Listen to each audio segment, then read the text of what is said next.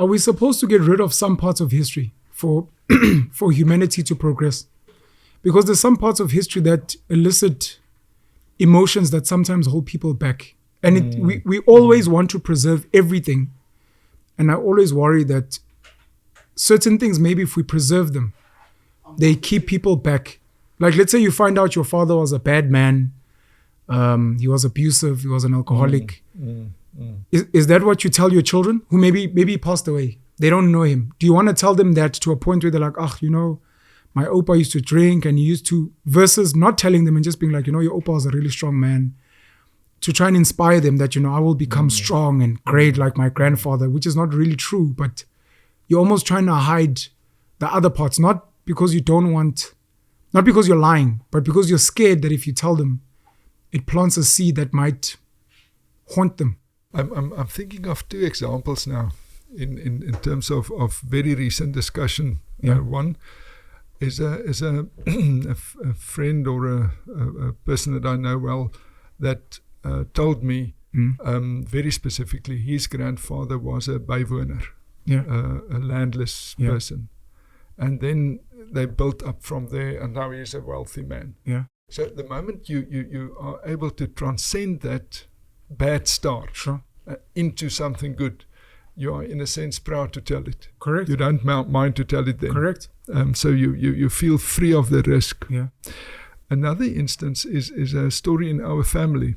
During the Anglo-Boer War, one of my grandfather's brothers was shot by somebody they knew very well. It was a Boer that joined the British. Yeah. And he shot him point blank.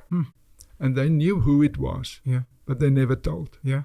They said this will carry hate. Sure. And they didn't tell. So my first sort of reaction to the suggestion of putting some parts of history aside, I don't like the idea. Yeah. But then I think of that story, and I think they put something aside, and maybe it's better.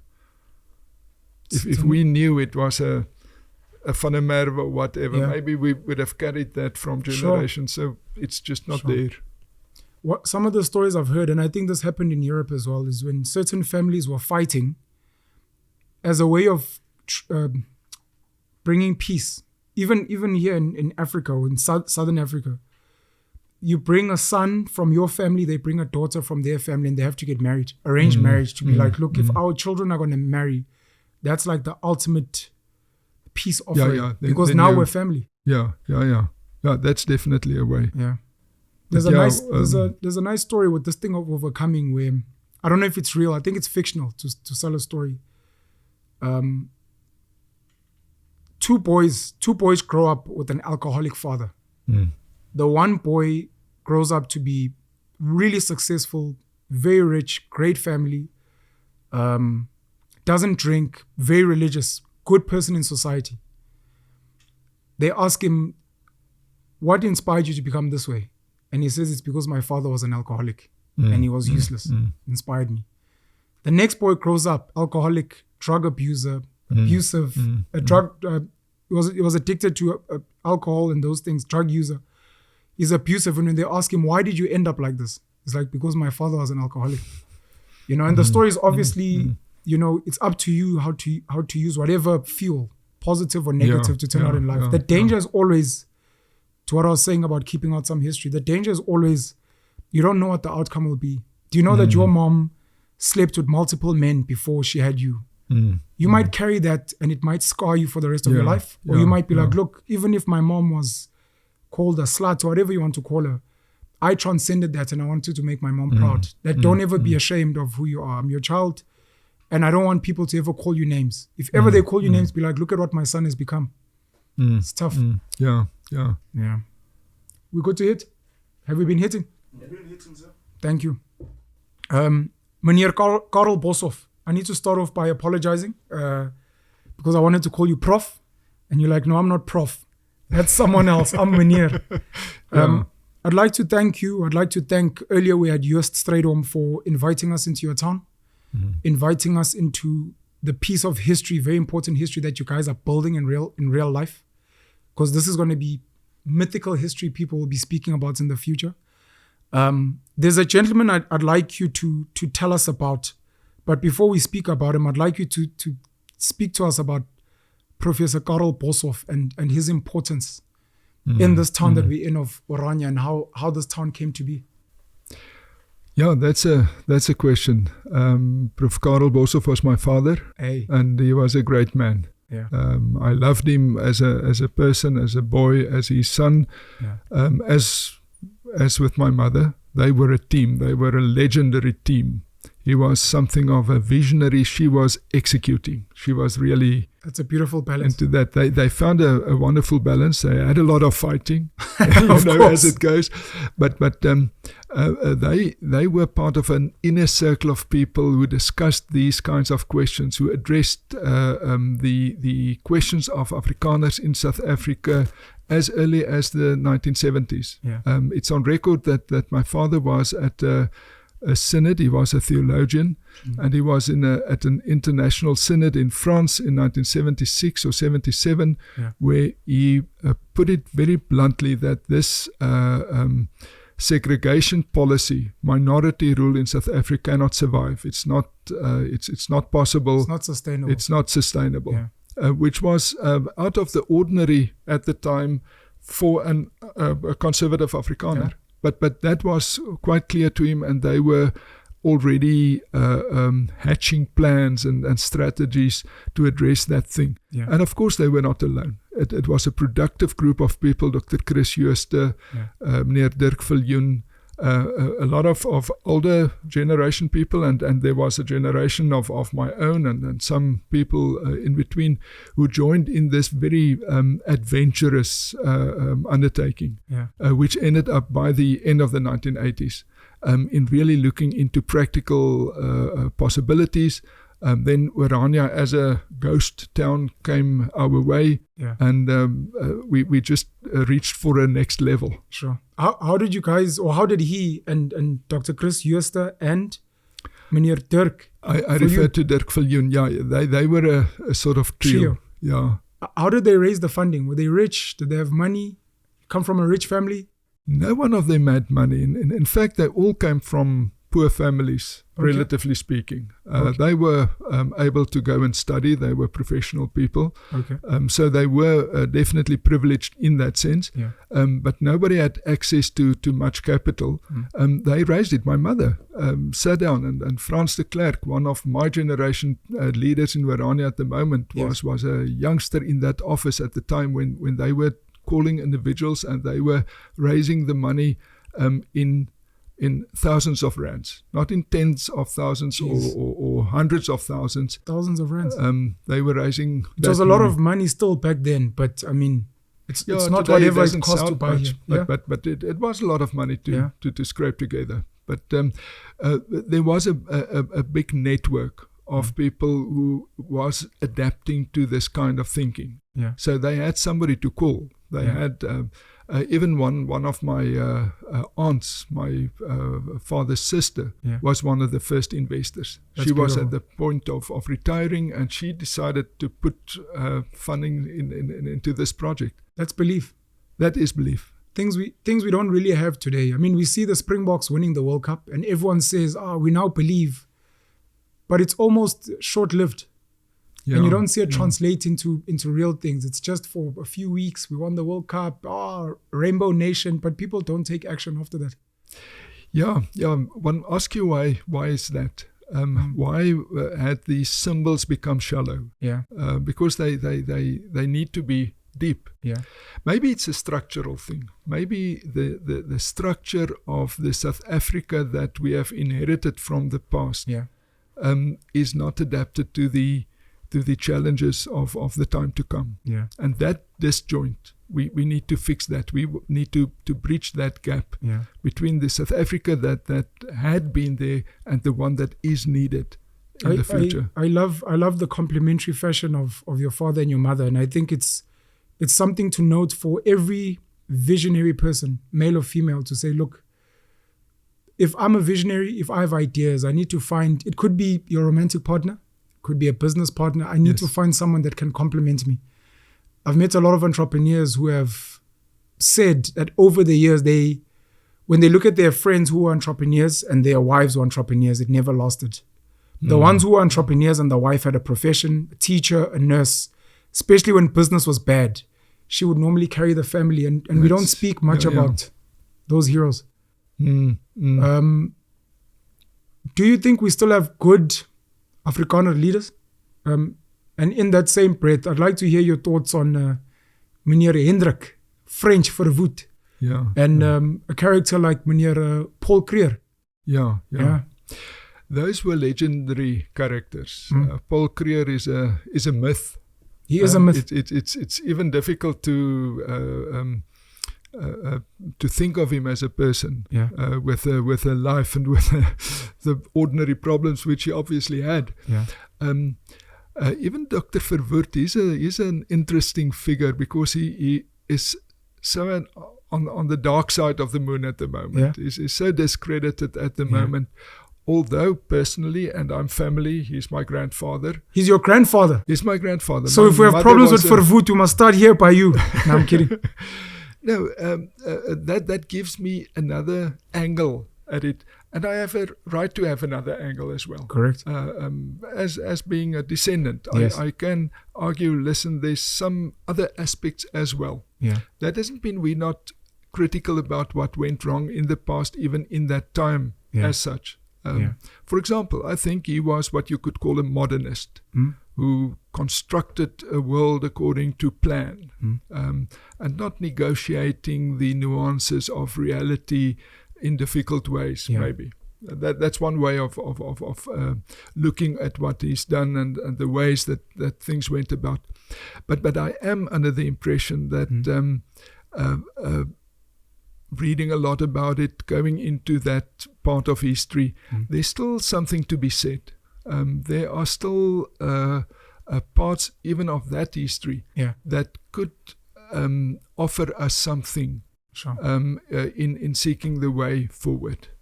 Any highlights for, let's say, in particular, an angry black person? When they hear the word verwoed, they get angry. The architect of apartheid, etc. As your grandfather, to be like, look, you can feel however you want, but these are some of the things that I think people should know about him. Yeah, you can't change history, but you can try and understand it. Yeah. And if you understand it, it helps. Yeah. If you understand where it comes from, what was the ways of thinking. Yeah. I think anybody can accept that the era of not only Verwoerd, but also Strydom and Malan, the whole Nationalist Party government, was low on reciprocity. What's reciprocity? That's a big word. The idea of recognition going both ways. Okay, listening to other sides. Exactly. Okay. Recognition can never be just me claiming recognition from you, but giving you nothing. Yeah. That's not it. It's a reciprocal relationship. Yeah. And I think that might have been the lack of that era, a lack of reciprocity, a lack of recognition. Yeah. Whilst exactly that is what is needed. The two-way process of recognizing each other in politics, in society, in culture, in economics. Sure. Obviously, there's a kind of Marxist analysis of this society that we had, in which the material resources were so skewly allocated. That it wasn't sustainable as well. Sure. So there's a lot wrong in history, but there's a lot wrong in the present as well. Correct. So in that sense, I think it needs to be remembered that people had their own challenges then. The poor white problem of that time was called the poor white problem. It was the Afrikaners urbanizing at a huge scale, living in squatter camps in Vrededorp and places like that around Johannesburg, working in the mines, being stereotyped by the English population as not really material for higher education, etc. They should. There should only be, and there was for quite some time, only one academic Afrikaans high school in Johannesburg. Jeez. Help Mekaar, which my mother, amongst other, attended. Help Mekaar College. Help Mekaar, Brilliant it became school a that. college now. Yeah. And the argument was, there are the exceptional Afrikaners who are able to learn well, but most of them are just hand workers. They don't need much education. Yeah. So those were the challenges which was met, and which was met successfully. Correct. It's a tragedy that the same thing, in a sense, repeated itself. Sure. From those very same people to... They copied the model that they had been subjected to. Yeah. Do you find the same thing happens with the ANC government now, where they're kind of copying old models, and that's why we still have high income inequality? It seems like that, yeah. They've become rich, people have become poorer, and you're like, but you guys are copying the same model that doesn't seem to be sustainable. In that sense, one should respect the Afrikaner nationalists for what you could call a broad-based empowerment. Yeah. It was a broad-based empowerment. Sure. The number of poor Afrikaners in the 1970s was very small. Yeah. They really addressed that poverty situation of the 1930s over 3 or 4 decades after that. Sure. Very effectively, very broadly, much broader than any black economic empowerment has succeeded until now. Sadly. And built a lot of really great Afrikaans schools. Yeah, they did, which is the key. Yeah. In fact, in the first place, it was a cultural project. Yeah. Starting to formalize Afrikaans as a language. I've got on one of these shelves a number of dictionaries. Yeah. A building dictionary, a medical dictionary, a computer science dictionary. A lot of technical terms that was created so that you bring this new world of technology, of the city, into not only the mind, but also into the heart of people through their mother tongue. It's been one of the failures, I think, of the government to not be able to do that, because I envy how, I've spoken about this a few years ago, an Afrikaans child can start school from preschool, grade 1, all the way to grade 12, go into tertiary, only speaking and studying in Afrikaans, and then go into an economy that is only Afrikaans based. You can only do that with English and Afrikaans in this country. Yeah. Why do you think the National Party's Afrikaans policy failed compared to the British? I mean, you look at us even today. I was discussing this with Joost and asked him how he feels. You're an Afrikaner gentleman. I come from the Zulu nation. I'm meant to be speaking isiZulu. You're meant to be speaking Afrikaans. But here we are speaking English. In June 76, when the students were marching, they were marching against Afrikaans as a medium of instruction. They've never marched against English. So how did the British get it right, and how did the National Party maybe get it wrong to get people to adopt Afrikaans? You must afford me some prejudice against the British, given the history of please go for it. Things, the Anglo-Boer War, but also the Anglo-Zulu War. Yeah. So we share something there. I don't know how they got about doing that, because if any nation was arrogant, we had a problem. We Afrikaners had a problem with arrogance in the 20th century. I think we know it, and we look it into the eye, and we try to in some ways address it, and in some ways we perpetuate it. but still, at least one. But the way in which the British just dominated and just hold themselves up as the norm to which the world should be assimilating to. I can't understand that it's accepted. Yeah. We have just rejected that. We had that, at the end of the Anglo-Boer War. Kitchener said, "We are all friends now. Let's join in the joint project of British colonialism." Yeah. And the Afrikaners said, "No, thank you. Yeah. We will build our little world." And there's a beautiful metaphor for that by our great poet N.P. van Wyk Louw. He says the world is like a symphony orchestra, with a number of instruments playing many melody lines which flow into each other. And if there's one little flute that's absent, you will miss something. Yes. So even if your language is a small language, it may be one flute. Yeah. It adds to the richness of the symphony of humanity. Yeah. And for that reason, it should be looked after. It should be taken responsibility of. I once wrote a very controversial piece. I think I should post it again, but it was saying, I get attacked, by the way, a lot by the Black community because I ask uncomfortable questions, and I'm one of the people willing to learn from people that inflame and anger other people. But it was a piece about how the apartheid government could have done things better. To a point where even today we'd still be living under apartheid. Part of it being the language policy. Forcing things onto people doesn't work versus maybe incentivizing. Yeah. If you had told Black kids, if you pick up Afrikaans, we give you an extra 10%. If you pick up Afrikaans, these are the jobs that are waiting for you. And then you just let them choose. I think it would have been a better option. I think they were probably ill-advised at the time. Please. Now, you know what? They were not able to imagine two things at the same time. Yeah. A common world and a definite identity. Yeah. And you need some physical cultural spaces for that identity. But you need not try to be an island. Yeah. And that concept of separate development at that time was to the exclusion of a common world, of common areas, which was a fact, but it was a non-recognized fact. Sure.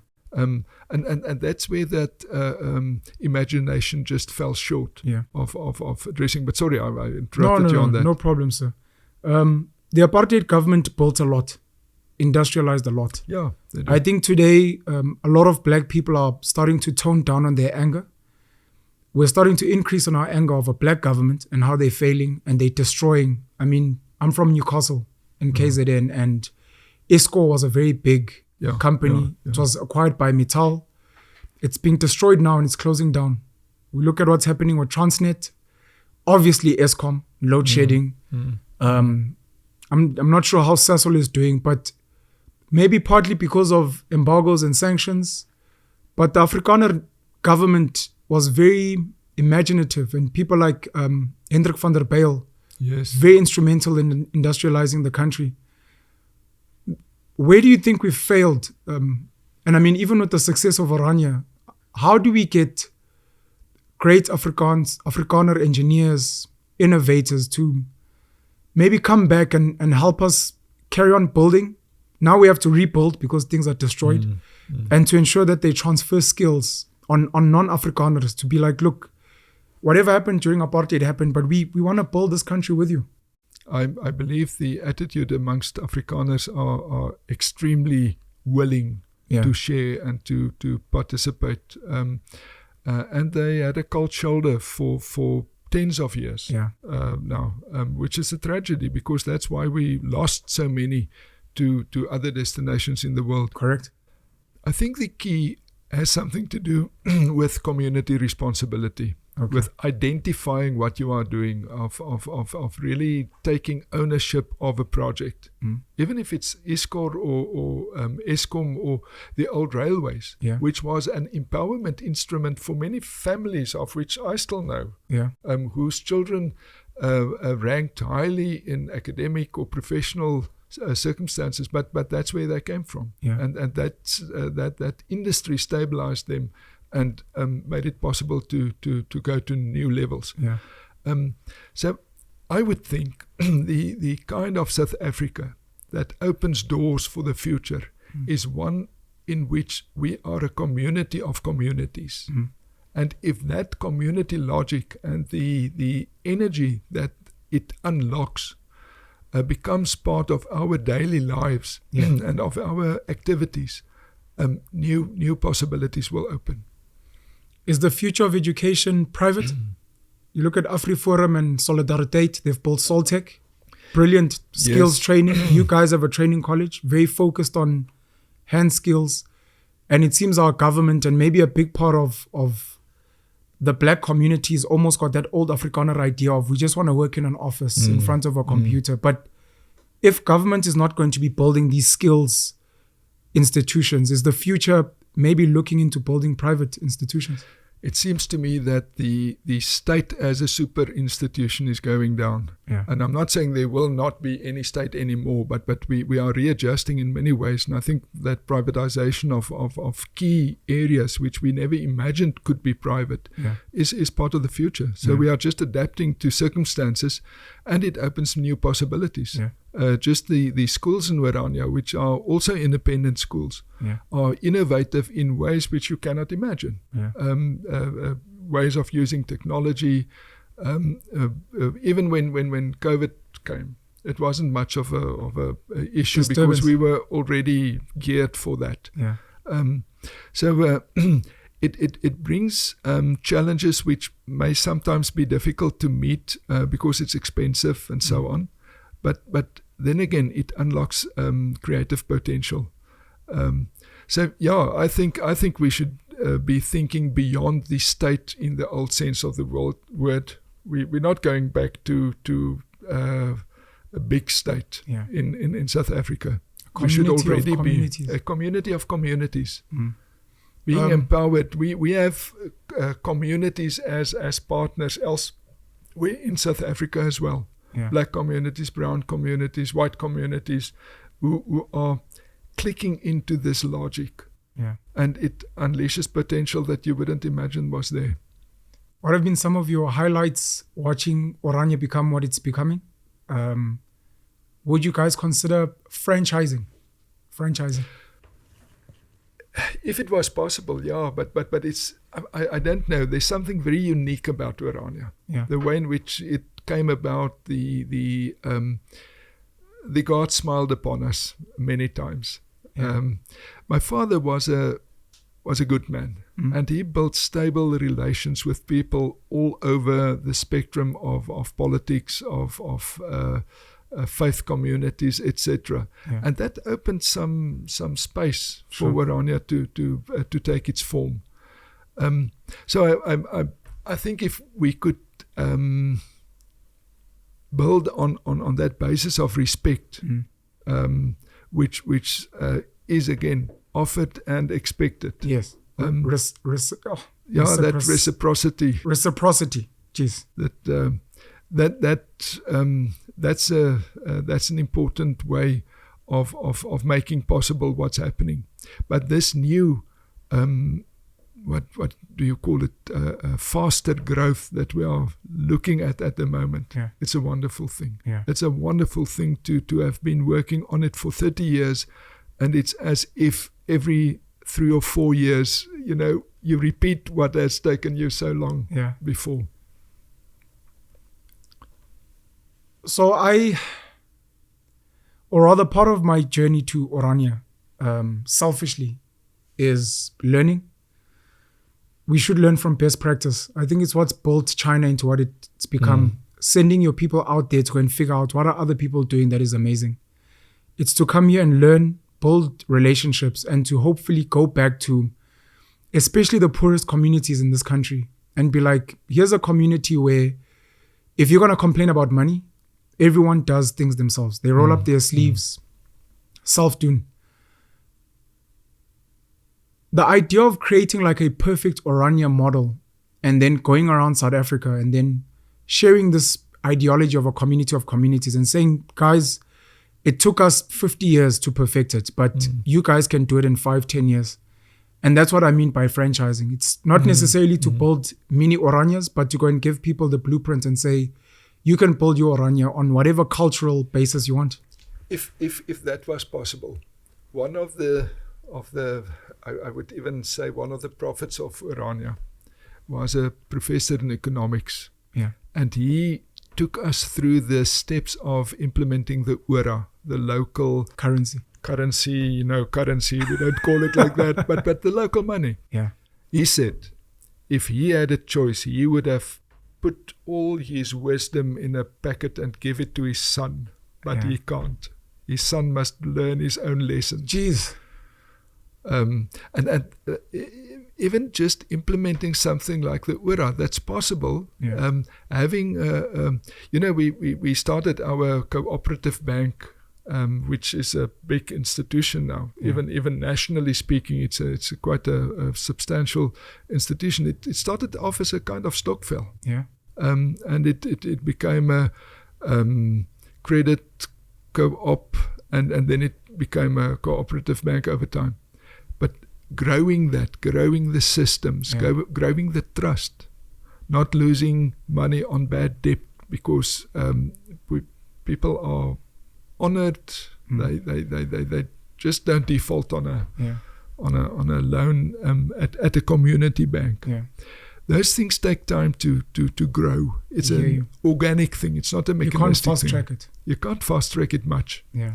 The institutions are there, and communities can implement it, and much of the difficulties can be addressed quicker. Yeah. But there's something that need to grow slowly under the ground before the strong foundation. Yeah. I wanna say thank you again to Joost Strydom, who gave us a tour.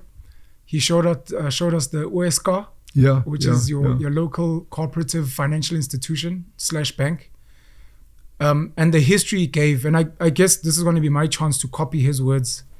I think it was Meneer Lucas Taljaard who started off. You've got a memory. I'm trying. Very good. And as the story goes, I'm sorry for stealing the shine, but I'm crediting it to you. Yes.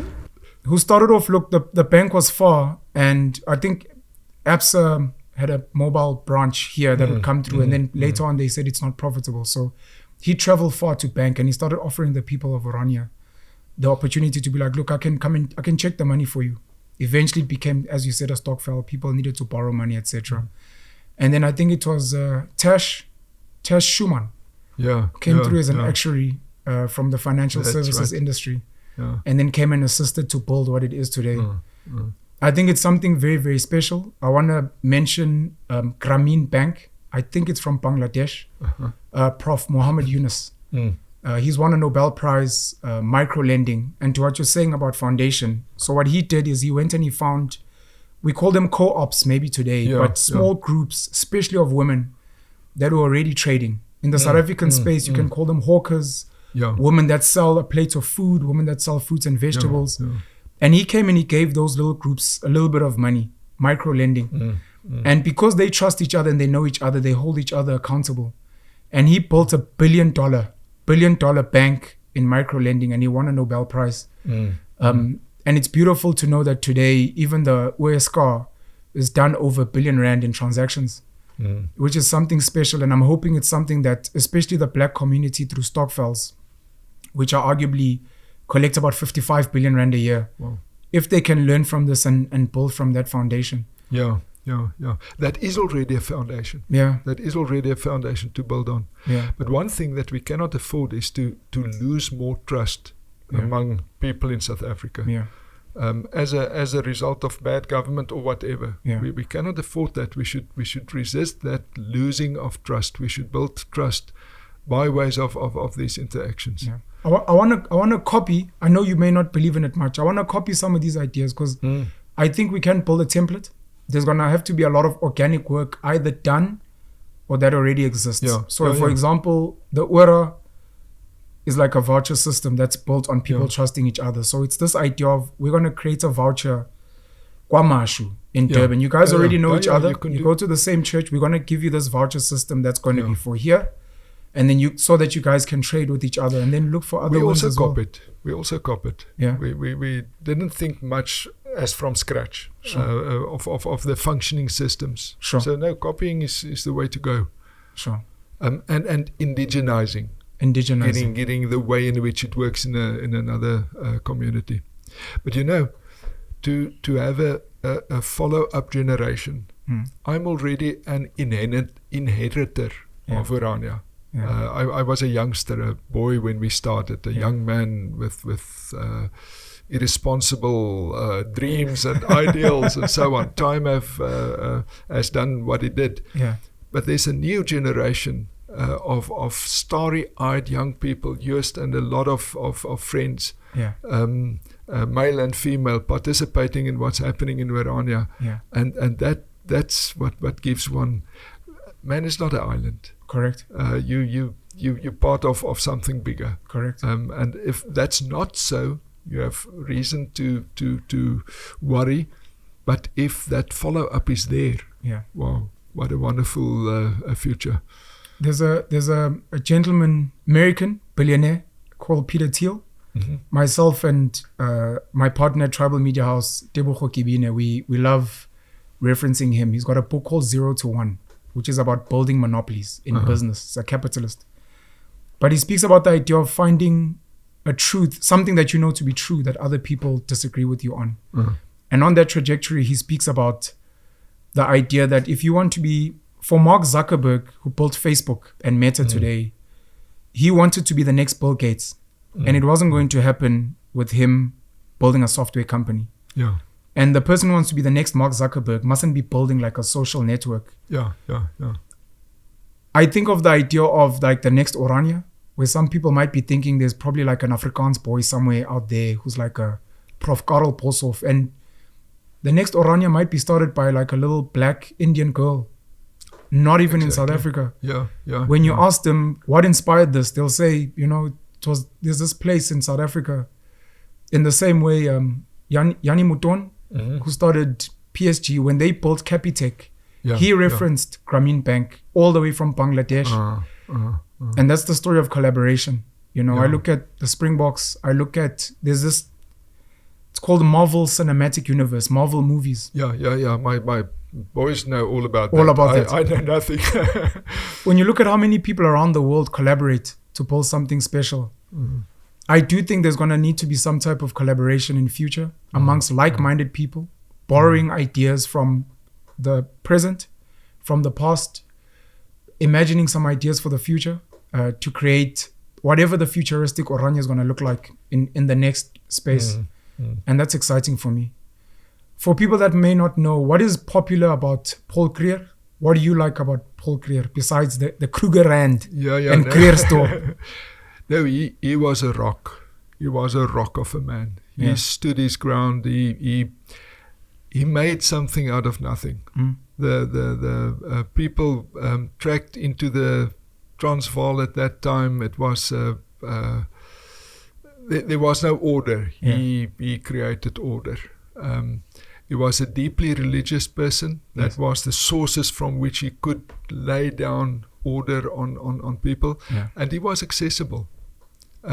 It's interesting if you look on Church Square in Pretoria, where the old Transvaal parliamentary building is.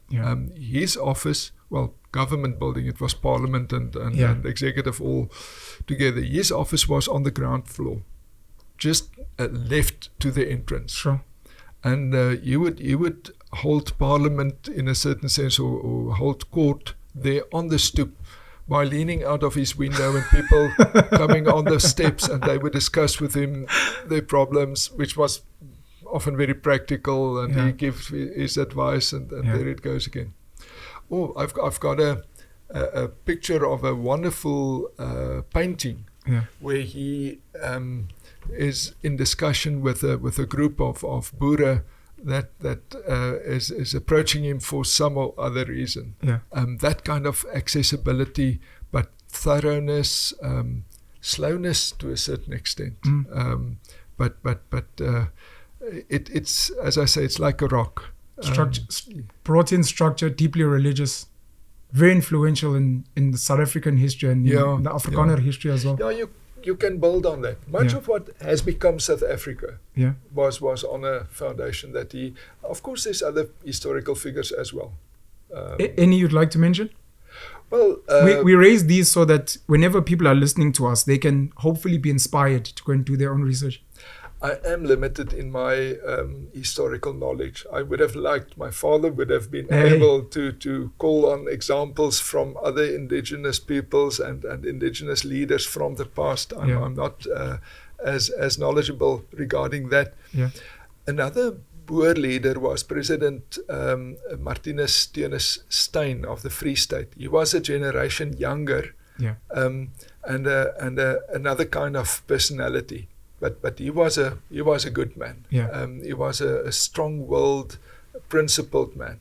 There's also President Brandt, who was for 25 years the president of the Free State, and he built that into what was called a model republic I won't say all around the world, but internationally speaking, people refer to that as a model republic. That was to him. We had these leaders of the 20th century that established a new economy that was just not there. Van der Bijl, for example, you've referred to. I might be extremely out of what would you call it? Out of favor if I say that. But there were homeland leaders in South Africa. Matanzima, Patudi, Mangope, who did things for their people. I've heard the stories. I believe that. Those are some of the stories we need to structure, but there was some things established in that process, and there was leadership there. It's a pity that was lost in the fight that followed. It's a question I posed to one of the leaders of, not one of the leaders, the leader of the ACDP, the African Christian Democratic Party, Reverend Kenneth Mishwe. Because he's been serving in Parliament since 1994. One of the oldest serving members of Parliament. I asked him about the Bantustans because I've heard some of the stories of tertiary institutions built, economic structures that were built by some of the leaders, and were they really a failure, and what can we learn from them as well? So I fully agree with you. There's something that it seems, I don't know if it's an African problem. We come from a history of kings, and a king lives and leads until they die. And I don't know if we've inherited that. We as Africans struggle with succession planning. We have got leaders that refuse to leave Parliament, and how have you guys gotten it right? I mean, you're still here, you're strong, you're smart, but you are able to pass on the baton to young guys like yours. Exactly. Now, Mr. Buthelezi was a hero to me, but he just stayed on and on and on. Mangosuthu. Yes. Chief Mangosuthu Buthelezi. We lost him in 2023. I mean, until the end, he's a wonderful person, but he didn't have the dynamics in the last years that he had earlier. I wondered about exactly that thing. Succession planning. Similar issue with the Zulu kingdom. The king, the late King Zwelithini, Goodwill Zwelithini, passed away as a king, and then interim his wife, one of his wives, Queen Mantombi, from the Swati nation, came in, and then she passed on. And then it was almost flung onto his son, who had not been groomed. He had to be fast-tracked because it seemed there's been no succession planning. Now you contrast that with the British monarch, where even today you've got King Charles now. He's always been groomed. You've got Prince William, who's almost ready. And where are we struggling, maybe as African people, where maybe you guys might shed some knowledge on, guys, this is how succession planning should be done? I'm not sure, because we are of a Republican intent, or our minds work in that way. Leaders replace each other. Leader has his chance and is replaced even long before he's too old or whatever. Without fighting, without struggle, without holding on. Well, not always. Sure. The people, but often it's just not a question. Do you think it's money? Do you think maybe the leaders don't? No, it's honor. It's honor. It's not money. I can't think that it. Well, what do I know? But I think it's honor. A lot of the members of Parliament are unimaginative. They are not innovative. They've been earning salaries for a long time, and that's true. But they feel like if they leave politics, they've got nothing else to do. And maybe there's a fear. There's a fear that if we bring young people in, we'll be poor. They won't take care of us. Now, on a certain level, politics is the best paid kind of job. If you're not qualified for anything else. Correct. If you can in some way succeed in being popular enough with party leaders or with not even the broad public. Yeah, it's the system is in the favor of party leaders. Yeah. So if you can manage your way, but that's not leadership. Yeah. That's not a bunch of leaders that we've got there. They are, I believe, amongst them. Are there any politicians that you maybe think are good leaders, even if they don't have like a big say in parliament, etc.? I mean, I've mentioned Reverend Kenneth Mishwe, Yeah. deep Christian. You've got people like Peter Groenewald, Freedom Front. You've obviously got John Steenhuisen, DA, maybe Julius Malema, EFF. You've got Cyril Ramaphosa, and maybe even in the past, Jacob Zuma, Thabo Mbeki, Nelson Mandela. Have you seen any good leaders in terms of politicians? Well, Mr. Mandela was legendary. It's difficult to get behind the mask or the persona. Yeah. I've had some limited interaction with the ex-president Mbeki, and I found him a sensitive, intelligent kind of person. I'm not surprised looking back that it went very well under his Presidency. presidency. During his tenure. But you know what? Two persons who are politicians, who are deemed by people from outside as if they are totally incapable of understanding anything. Yeah. Popularly speaking, would be President Zuma and Mr. Malema. Yeah. I had a privilege of very limited meeting both of them. Yeah. And both of them are clever guys with certain political social skills that if you would ignore it, you would make a huge mistake. Big mistake. You shouldn't ignore what is there. Yeah. It might not be according to my ideological point of view. In fact, I find it dangerous in many ways. Sure. But you need a certain kind of respect for a good opponent. Yeah. But actually, I'm not qualified to answer the question because I'm not following politics in South Africa at the moment anymore. I hear you. Or internationally. I hear you. What do you think is the cause of the myths and the misinformation around Orania is a racist town, it's a whites-only town, black people are not allowed there, and because I know it's nuanced when you try to explain, and maybe for many people they don't get it. It's an Afrikaner place. Oh, that obviously means white. Yeah. What do you think fuels the misinformation? Especially, I know you guys have tried to do interviews, to answer questions, but it's like the propaganda just sticks and doesn't want to go away. Yeah. Well, it's like any stereotype. It clamps onto something. And the fact that if you walk the streets of Orania, you would mainly see white people. It's feeding into the stereotype. Yeah. What people miss is a little bit too nuanced, maybe, and that is the question why. It's not just a what. It's a white town. There's a lot of black towns as well. But it's not the whiteness that makes it what it is. And in fact, that's not part of the thinking. It's not part of the vocabulary that we like to use. Yeah. But of course, one of the problems in South Africa is we don't only have old racism, we have new racism as well. Okay. Which feeds the animal. New racism being black people hating white people? Yes. The kind of incidents that we've seen at university campuses on many levels. Yeah. And that's the tragedy. And I blame it for a big part on bad government as well. Yeah. That they did not address the kind of questions that needed to be addressed for us to get beyond that. Yeah. So we are repeating again some of the big mistakes of the past at our own cost now. Yeah. We needn't do that, but okay, it's happening. We need to address that. Yeah. Somebody once asked my father, what's he going to do about the bad image that Orania may have? And he said, well, he's thinking of going to every person one by one and tell them the opposite.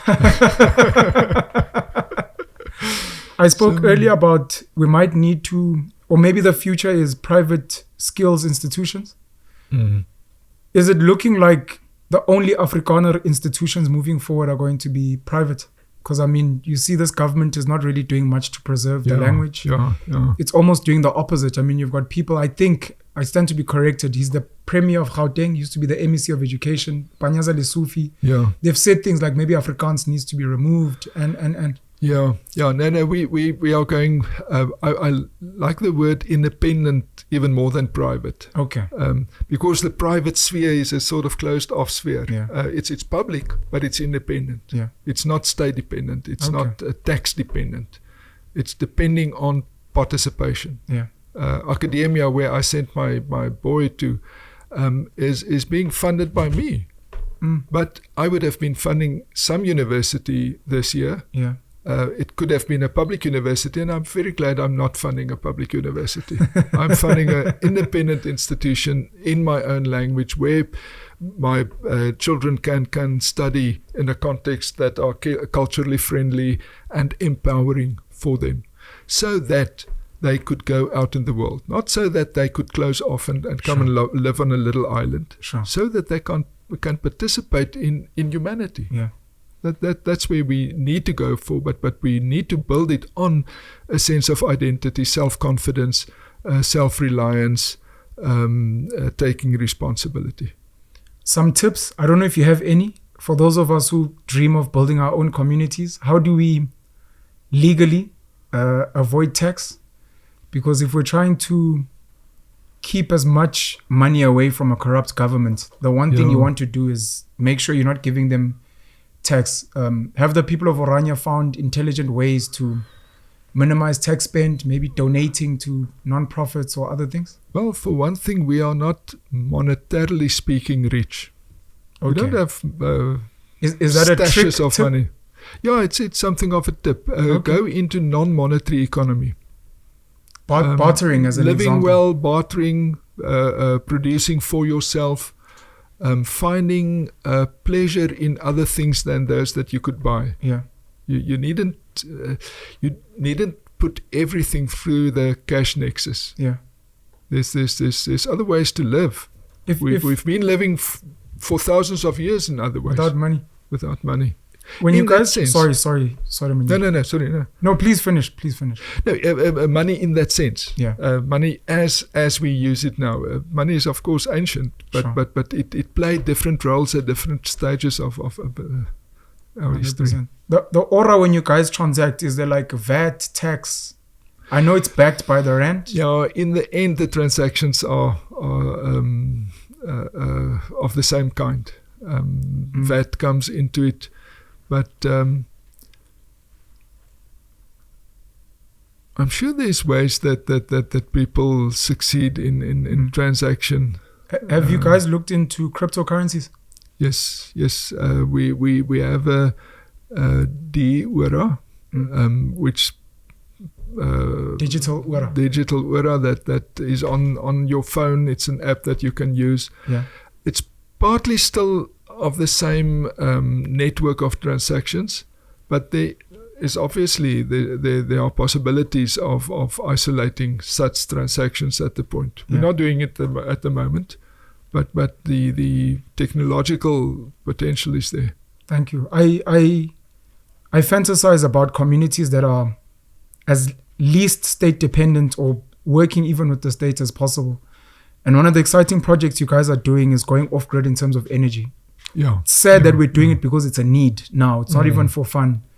If you can maybe elucidate on some of your progress in terms of going off grid, etc. It's more difficult than one may think. Okay. And also technically difficult. For one thing, we've got this solar farm, but if you've got load shedding, you can't even produce your own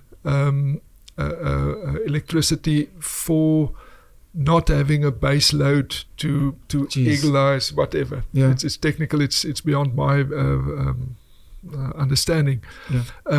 So we needed after erecting a very fine solar farm, we need to implement a battery. Yeah. And that's millions of rands to have the size of battery that you could